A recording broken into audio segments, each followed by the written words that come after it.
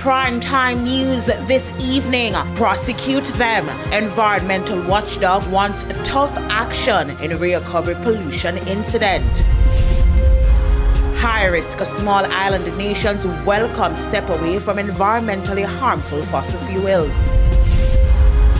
And students with behavioral issues to benefit from new Education Ministry initiative.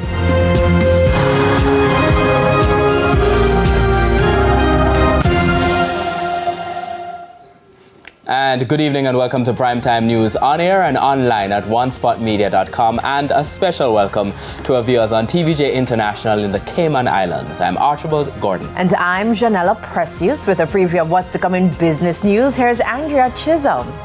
Janella, it's a Wednesday, so the new gas prices have been released. And guess what? They're going down. And I'll tell you by how much in the business day. That needs to be a big figure. Now, Jermaine Brown has a preview of what's coming up in Primetime Sports. What's up, Jerry? Well, thanks, Archie. Clarendon College, they are the toast of the town and, well, country as well.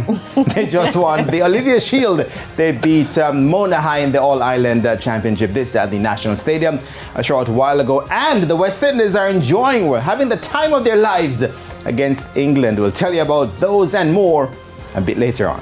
I hope no one thinks I'm a wagonist because I'm in yellow and blue, and that's Clarendon's colors, but congratulations to them. There's also sports commentary, E-Prime, and weather in this newscast, but before the break, the feedback question. And this evening we're asking, what would you do to improve the protection of Jamaica's water bodies and marine life? You can share comments online, facebook.com/television Jamaica, and post on X at TVJ News Center. Stay with us, the news in detail after the break.